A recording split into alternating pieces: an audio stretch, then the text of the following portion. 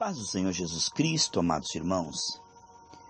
Dentro desse relevante tema que estamos propondo com a ajuda da graça, expor, nós vamos com certeza crescer na graça e no conhecimento do Senhor Jesus. Evidências de uma fé genuína, parte 1. 2 Coríntios 3, versículo 18. Mas todos nós, com o rosto descoberto, refletimos, contemplamos, como um espelho, a glória do Senhor. Somos transformados de glória em glória, na mesma imagem como pelo Espírito do Senhor. 2 Coríntios 3, 18. É tão importante que vamos orar agora. Pai querido, em nome do Senhor Jesus, dá-nos agora da Tua preciosa participação. Perdoa-nos, purifica com o sangue de Jesus e flui através desse estudo para que possa produzir em nós fruto a 100 por 1. Aleluia! 100 por 1, Pai. Nós cremos nisto. Nós somos ousados no pedir porque o Senhor é um Deus grande. O Senhor é um Deus capaz. E o Senhor nos salvou para ser glorificado. Aleluia! Em nome do Senhor Jesus. Amados irmãos, é muito importante compreender que existe a fé religiosa e a fé genuína. A fé genuína é aquela que nasce da nossa comunhão diária com o Senhor pela graça, através das orações diante dele, através da meditação na palavra de Deus e também em comunhão com pessoas cheias do Espírito Santo e também praticando aquilo que aprendemos diante daqueles que precisam de salvação. É quando exercitamos nosso dom, que vamos ao perdido, ao órfão, à viúva, ao necessitado. É quando nós exercitamos o ministério da cura divina. É quando nós vamos diante daqueles que precisam receber o Senhor Jesus Cristo. Pela prática, nós crescemos muito e conhecemos muito mais do Senhor também. É maravilhoso nós podermos ter esta visão completa, de Deus, em comunhão com Ele, com a Sua palavra, com pessoas cheias do Espírito Santo e com aqueles que estão famintos e sedentos para receber um pouco daquilo que nós já recebemos. E sendo fiel no pouco, amados, no muito Deus nos colocará.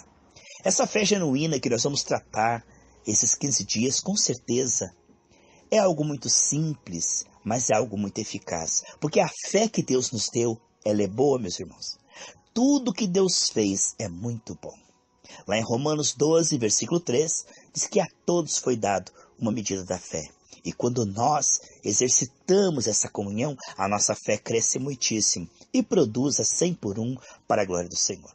Amados, tão importante é nós compreendermos que a fé bíblica, a fé genuína, ela é para a glória do Senhor, por amor às pessoas, e tem muito galardão da parte do Senhor. Nós vemos que é importante compreender que tão certo como o Senhor na cruz do Calvário levou todos os efeitos da queda. Nós vemos em Gálatas 3, 13 e 14 que Jesus Cristo, lá no madeiro, ele levou sobre si todas as maldições. Então, tudo aquilo que veio pela desobediência de Adão, não havia, quando Deus criou o mundo, não havia maldição. Não havia nada disso que se vê hoje neste mundo que jaz no maligno. Nós vemos que Jesus Cristo levou na cruz do Calvário o pecado, o domínio do pecado e os efeitos do pecado. A abrangência do sacrifício de Cristo só pode ser percebida aos poucos através da comunhão com o Senhor. É algo tão tremendo, irmãos, compreender que na cruz Jesus levou todo o nosso pecado. Levou nossas enfermidades, levou tudo que nos tira a paz, levou toda a escassez, levou todo o fracasso, levou tudo aquilo que podia deformar o ser humano, diminuir o ser humano. É maravilhoso. Ele fez uma obra completa. Queridos, nós precisamos dessa revelação. Olha, a obra de Jesus na cruz do Calvário foi muito superior, através da sua obediência, muito superior à obra da desobediência de Adão. Pela desobediência de Adão vieram os efeitos. Nós vemos aí Deuteronômio 28. Claramente, olha lá, escassez, Não havia escassez, né? Deus criou o homem por último. Quando Adão abriu os olhos, havia abundância, amados. Aquele jardim da abundância. Nosso Deus é o Deus da abundância, 12 cestos cheios, de bilhões de galáxias, de um oceano imenso, de oxigênio para todos, durante milhares de anos. Olha só. Havia abundância, mas pela escolha errada de Adão, cortando a comunhão com a fonte da abundância, fez comunhão com a fonte da falta, a escassez. Desde que o inimigo entrou na administração, o que aconteceu, né, amados? A administração do inimigo é isso mesmo, a escassez.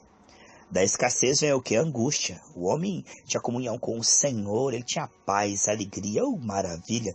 A comunhão com o Senhor é isso, irmãos. Produz em nós imagem e semelhança. E Deus é amor, Deus é alegria, a alegria do Senhor é a nossa força, Deus é paz, aleluia. E nós vemos, amados, que assim que Adão cortou a comunhão com o Deus da abundância, cortou também com o Deus da paz e ficou angustiado. Ficou oprimido, ficou escravizado, limitado. Da angústia, porque o ser humano não foi feito para angústia, o ser humano foi feito para deleitar-se no Senhor, né? Ter comunhão com Deus, perceber o seu amor, retribuir o seu amor, distribuir o seu amor pelas pessoas. É isso que o ser humano foi feito. Mas cortou a comunhão com o Senhor, ficou angustiado. Da angústia vem o que, amados? A doença. O corpo não aguenta quando nós não reagimos corretamente. É o que nós chamamos de doenças psicossomáticas. O que vemos é que o corpo não aguenta essas reações químicas que vêm pela preocupação, ansiedade, mágoa. Sabe esse lixo emocional? Isso aí detona com o corpo do homem. Encurta a vida. O homem acaba morrendo na metade dos anos. O homem, além de viver pouco, ainda vive com má qualidade. Não dorme bem, não se alimenta bem. Morre na metade dos anos. O que vemos então é que da angústia o homem começou a morrer, amados.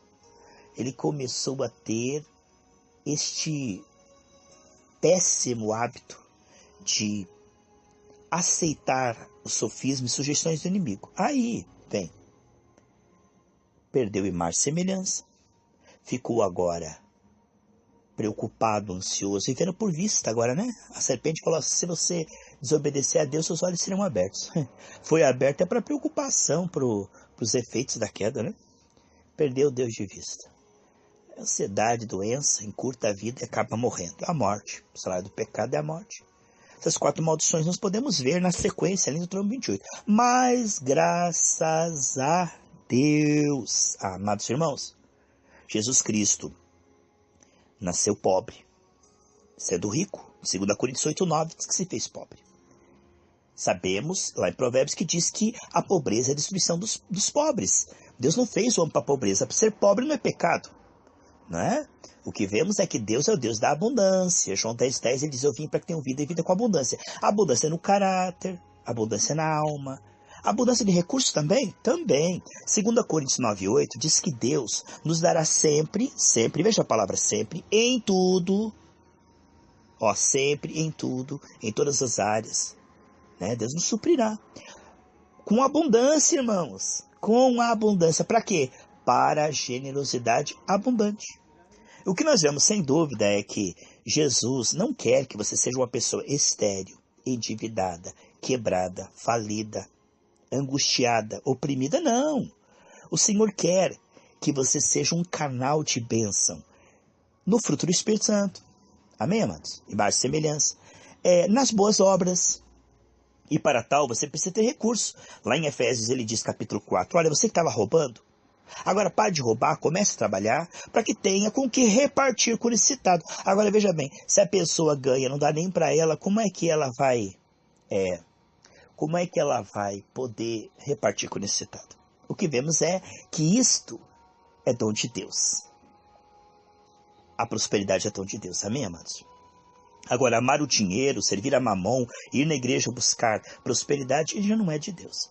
É buscar o reino de Deus e sua justiça. Mas crendo que essas coisas serão acrescentadas. Queridos, então a primeira maldição que Jesus levou foi a escassez. Ele veio nascer numa manjedoura. Não só para dar exemplo de humildade, mas porque de 2 Coríntios 8:9 explica isso aí.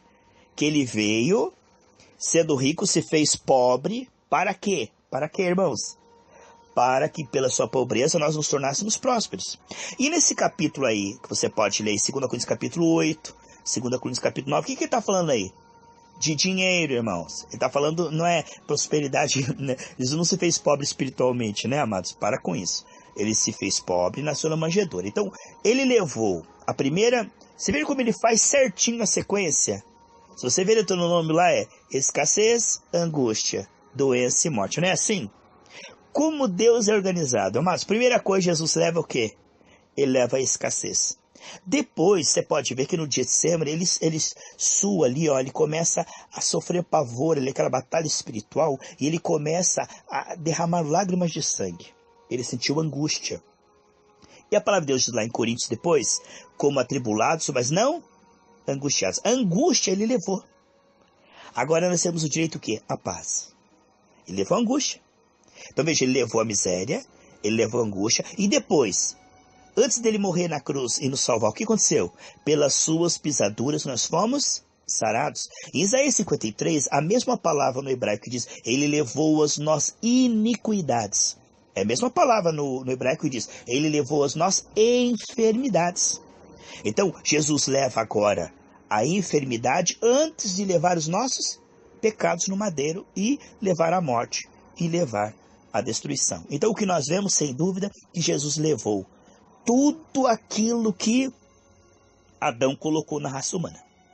Olha como Deus é maravilhoso. E em Romanos 5,17 diz que é muito mais. Por que muito mais? Porque o que Jesus Cristo fez, ele não somente retirou os efeitos da queda. Ele não apenas tirou agora assim, ó, a escassez, a angústia, doença e morte. Não, foi só isso não. Ele derrama da sua natureza. Lá em 2 Pedro, capítulo 1, do versículo 2 ao 4, fala que nós recebemos a natureza de Deus, participando da natureza de Deus, nós já escapamos das corrupções desse mundo. Então, não só ele levou os efeitos da desobediência de Adão, como derrama os efeitos da sua obediência. Vamos falar sobre isso? Há um rio que desce do trono de Deus. Lá em Ezequiel 47,7 diz que por onde quer que esse rio passar, tudo fluirá, tudo viverá. Veja só, tudo flui bem onde esse rio passa. E por onde flui esse rio? Olha só. Na nossa tradição, diz que do nosso ventre fluirão rios.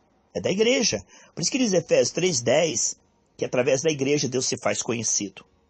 1 Pedro 2,9 diz que nós somos reis sacerdotes para manifestar as grandezas de Deus. Então a igreja é o canal autorizado, ungido. É o corpo de Cristo. Em 1 Coríntios 6,17 diz que aquele que se une ao Senhor é um só com ele no Espírito. Aí o que nós estamos vendo é o quê? Nós podemos ver o que, amados? Que a igreja é o canal. Aonde fala que do seu ventre fluirá, podemos entender assim, ó, do seu coração fluirá. Porque a boca fala o que, amados? O coração está cheio. Isso é Mateus 12,34. Então, o poder da vida e da morte está na boca. E o que nós vemos sem dúvida, lá em Apocalipse, que uma espada saía da boca do Senhor, a espada do Espírito, não está na mão do soldado.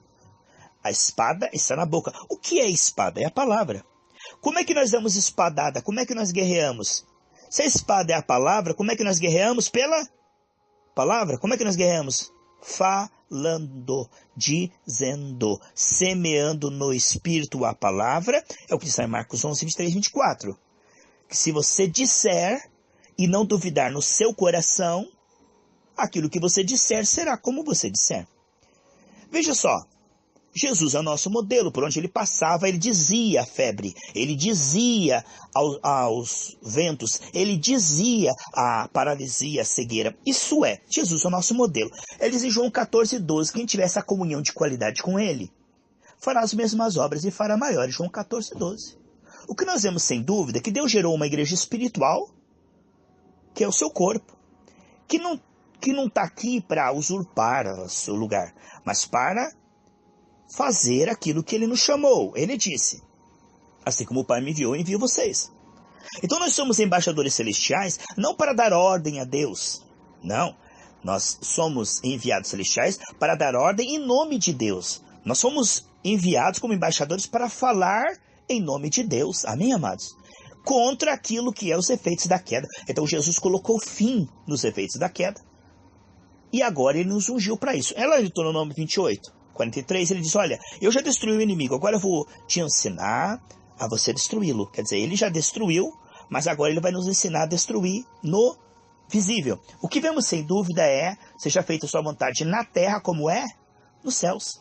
Deus deu aquela terra para Josué, mas lá tinha gigante, mas ele já tinha dado. Você veja como é incrível. A fé crê e por isso age e por isso fala, porque crê que já recebeu. Deus diz, eu te dei Jericó, mas Jericó estava hermeticamente fechada. Mas se Deus diz, eu te dei, então o que acontece? Eu vou agir como quem já recebeu. Eu vou falar como quem já recebeu.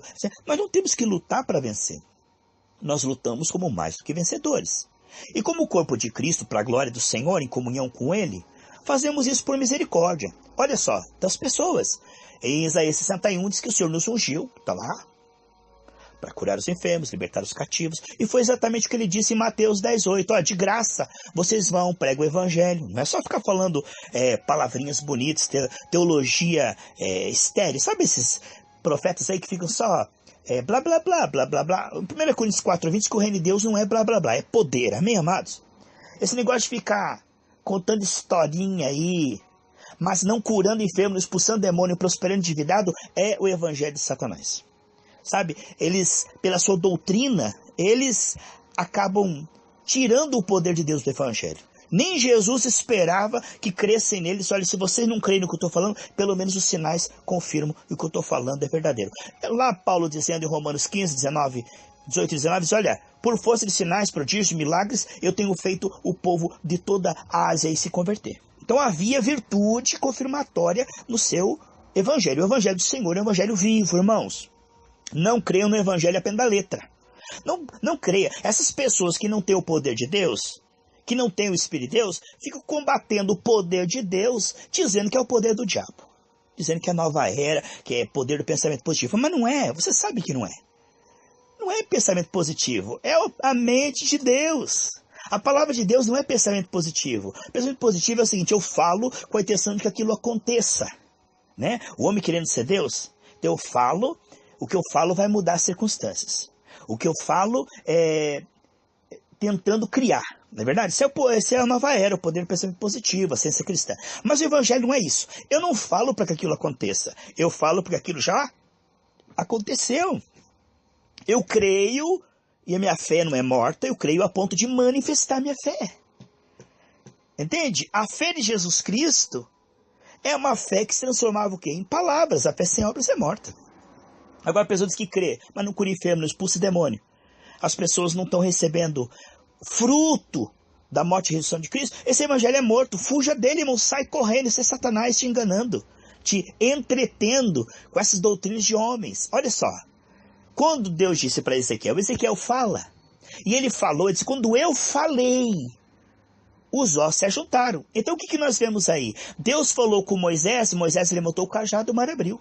Deus falou com Israel rodeou Jericó caiu. Então o que nós vemos é que a fé, ela tem atitudes, ela tem palavras de fé, amados. O que vemos que a fé bíblica que nós estamos falando, a fé genuína, ela nos leva à ação. E quando nós colocamos em ação, transformamos a nossa fé em semeadura profética, aí o diabo se desespera, porque nós estamos atacando ele. Quando você não está atacando o diabo, a tua religião humana, estéril, não ataca ele, ele nem se importa com você. Mas quando a tua palavra tem virtude e você começa a atacar os efeitos da queda, aí o diabo vem para cima de você dizendo, você está querendo mandar em Deus, está querendo ser Deus, está querendo dizer agora que você vai falar e aquilo vai mudar. Não é que nós vamos falar e aquilo vai mudar. Foi Deus que nos ungiu e mandou nós falarmos. E diz a palavra de Deus lá em 2 Coríntios 4:13. Nós cremos, por isso falamos. Nós temos esse espírito de fé, irmãos. Foi assim com Jesus, foi assim com Paulo, com Pedro, com João, com o evangelho verdadeiro, genuíno, é o evangelho de poder. É o evangelho de poder, é o evangelho de milagre, é o evangelho de cura, é o evangelho de multiplicação de pão, é o evangelho de oração em línguas, mistério, revelação. Amém? Você quer esse evangelho? Eu quero, irmão. Eu quero evangelho genuíno. Você quer? Eu quero. Irmãos, coisa maravilhosa, você me empolga. Eu gosto do evangelho genuíno. E aí o que vemos? Que esse evangelho revela que Jesus literalmente levou. Ele levou tudo aquilo que veio na raça humana pela desobediência de Adão e derramou do seu espírito. Esse espírito depois foi derramado lá em Atos 2 e podemos ver o efeito disso. Olha o efeito disso. Atos 3. Pedro e João entraram ali no lugar onde a religião não fazia nada, não produzia nada, e aquele aleijado andou, irmãos. E depois ele pregou, 3.000 almas foram salvas. Que coisa linda. Você gosta desse evangelho? Eu quero esse evangelho. Você quer esse evangelho? Mateus 18 diz assim, o que 2 de vocês ligarem, tá ligado? Eu quero unir com você, Vamos começar uma nova etapa na nossa vida? Vamos começar uma etapa, e não importa o que fale, irmão, que julgue, que critique, que chame você de doido, de bruxo, de nova era, que chame você de mentiroso, de falso, de hipnotizador, de mago, não se importe. O que importa é o muito bem, servo fiel, porque é o Senhor que você serve, a aprovação dele que importa. Se você ficar ouvindo os cachorros que latem, você não vai marchar. Irmão, os cães não herdarão o reino dos céus. Aquele que acrescentar algo à palavra de Deus, serão acrescentar suas pragas. Aquele que tirar algo da palavra de Deus, será tirado o nome do livro da vida. Então muitos estão hoje falando em nome de Deus, mas deviam fechar suas bocas, irmãos. Lá, a Bíblia diz, ali em Tiago capítulo 3, que não sejam muitos de vocês professores, porque vocês receberão maior rigor, estão lidando com almas eternas. E aí fala o evangelho, que nem a própria pessoa anda com Deus, tem revelação, e engana muitos, irmão. O que tem hoje de gente aí, irmão, pregando contra o poder de Deus. Pregando contra, irmãos. Aonde houver milagre, é falso profeta. Aonde houver, meus irmãos, vida abundante, cuidado aí. A respeito do erro, aí, nova era, entende? Olha o medo do diabo, irmão. E há pessoas que falam contra o poder de Deus, nem sabem que estão sendo usadas pelo diabo, nem sabem que são marionete do inimigo. Mas nós permaneceremos no evangelho, bíblico, sem tirar nada, sem acrescentar nada. Veja só, amados. E nós amamos os profetas cegos, amém? Nós amamos aqueles que estão equivocados, amamos a sua alma, oramos por eles. Você e eu não temos nada contra os profetas cegos. Né? Vocês lembram que ele estava cego, não podia fazer nada por Israel? Mas Samuel o servia com amor. Então nós estamos aqui e amamos os profetas cegos. Nós amamos aqueles que pregam contra a cura divina, né? Aqueles que pregam contra a prosperidade, aqueles que pregam contra a pregação do evangelho como ela é. Nós amamos, não temos nada contra, mas nível doutrinário temos que pregar a verdade. Olha só, amados. E não estou trazendo esse estudo para contender com ninguém, para ofender ninguém. Irmão, minha intenção é edificar a noiva do Senhor, né? A palavra de Deus é bem-aventurado aquele que não se escandaliza nela. Então, há muitos que ouvem essa palavra que eu estou falando que vai ser edificado, vai ser abençoado, vai crescer junto comigo, porque eu quero crescer. Você quer crescer, irmãos? Você quer que Deus confirme junto comigo o que eu estou falando aqui? Olha só. Mas muitos vão se ofender, vão achar que eu estou atacando, que eu estou dando indireta. Não é a minha intenção. Irmãos, em nome do Senhor, diante do Senhor que estou aqui agora, a minha intenção não é atacar ninguém, não é ofender ninguém, não é maltratar ninguém, não é agravar ninguém, não é desviar ninguém. Muito pelo contrário. O que eu quero é que 8 bilhões de pessoas no planeta Terra sejam todos cheios do Espírito Santo. cheios, falando em línguas estranhas, com sinais, prodígios, maravilhas e milagres. É isso que eu quero. É isso que eu quero. Queridos, e agora eu quero falar algo muito importante para finalizar. É uma pena que temos apenas 30 minutos. Eu me dispus apenas a gravar 30 minutos. A gente podia gravar 1 hora, não é verdade? Porque estou apenas começando o que eu ia falar. Coisa tremenda, irmãos. Mas a gente continua amanhã. Veja só. Olha, preste atenção no que eu vou falar agora, que é importante. Tão certo como Jesus levou sobre si os efeitos da queda, ele derramou através da sua morte e ressurreição, e já está fluindo, veja, já está fluindo através do coração da igreja, que é a igreja espiritual. O que a igreja espiritual ela é? A boca fala, o coração está cheio. Então, Deus está reinando através da palavra dos santos, da semeadura no Espírito. Por isso que Satanás se desespera. Porque tudo que Jesus Cristo fez se resume o que agora o quê? Na palavra profética dos santos. Então, é aqui que desemboca todo o efeito. E é aí que o inimigo vai atacar. Ó, fecha tua boca. Ó, não queira ser Deus, não vai mandar em Deus. Ó, quem é você pra ficar expulsando o demônio e curando enfermos? Já passou, foi só pros apóstolos primeiros, agora não tem mais poder de Deus, só tem o cano das escrituras. O desespero do inimigo falando através dos crentes ateus. Olha só, irmãos, coisa tremenda, irmão. Já está fluindo. Irmão, vamos imaginar, para finalizar, é uma pena que só tem 5 minutos, olha só. Coisa tremenda que eu vou falar agora, presta atenção. Imagine que você mora no interior e tem uma cachoeira enorme lá. Potencial tremendo para uma hidrelétrica. Mas existem as leis da hidrelétrica. A lei da energia. Não basta chegar lá na cachoeira e falar assim, manda energia elétrica lá para casa. O potencial energético está lá. Mas tem que ter toda uma estrutura para criar uma barreira, para criar uma turbina que vai acumular aquela energia e fios que levem essa energia, um transformador que transforma aquela energia de uma voltagem para outra para chegar na sua casa. Você está entendendo, irmãos? Não basta você querer que aquela energia elétrica chegue na tua casa. Existe como cooperar com aquilo que já está disponibilizado. Irmãos, preste atenção. Preste atenção, preste atenção, preste atenção. O Espírito Santo já está se movendo. A Bíblia diz que o Espírito Santo está pronto, mas a carne é fraca. Veja, o Espírito, você não coloca ele em ação, ele já está em ação.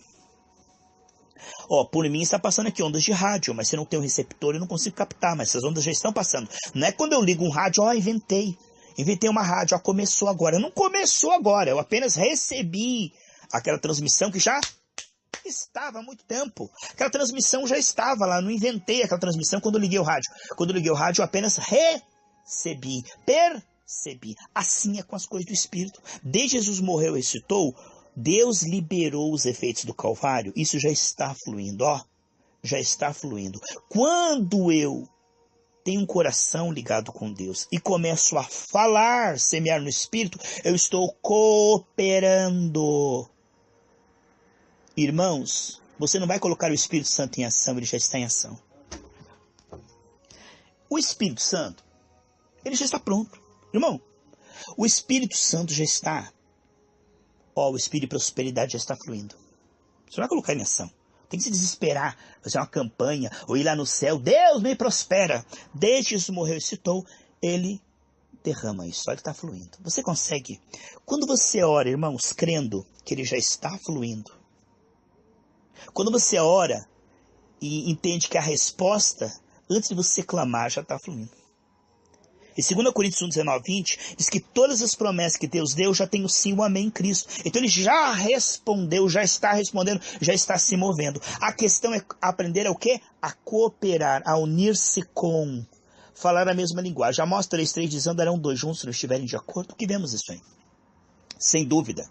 Amados, quando eu e você aprendemos, olha só, a orar como quem tem o Espírito já fluindo.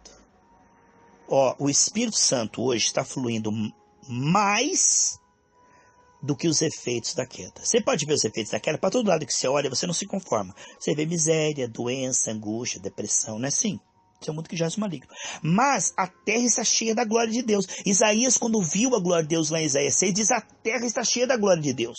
Lá em Apocalipse, João viu a glória de Deus. Então a glória de Deus, é preciso ter olhos e ouvidos espirituais para ver, mas ela já existe. A glória de Deus que está na terra, depois da morte e ressurreição de Cristo, ela é muito maior que os efeitos da queda. O poder de Deus para curar, para prosperar, libertar, salvar, é muito maior do que os efeitos da queda. E esses efeitos do Calvário, que está sendo derramado, que está fluindo, ele já está em ação. Quando você orar, ore como quem está liberando o Espírito que já está liberando. Quando você ora, Deus fará muito mais do que você pode pedir ou pensar.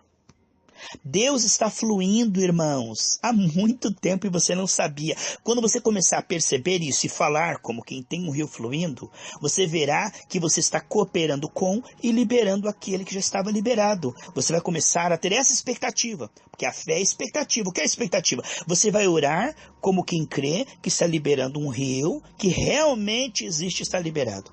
Você vai orar com fé porque você vai orar sabendo que esse rio está fluindo através de suas orações. Eu quero unir a minha fé com a sua, nesses últimos segundos de estudo e declarar que os seus olhos e ouvidos sejam abertos para que você veja a glória de Deus e ore e manifeste a glória de Deus. Amém, amados? Em nome do Senhor Jesus.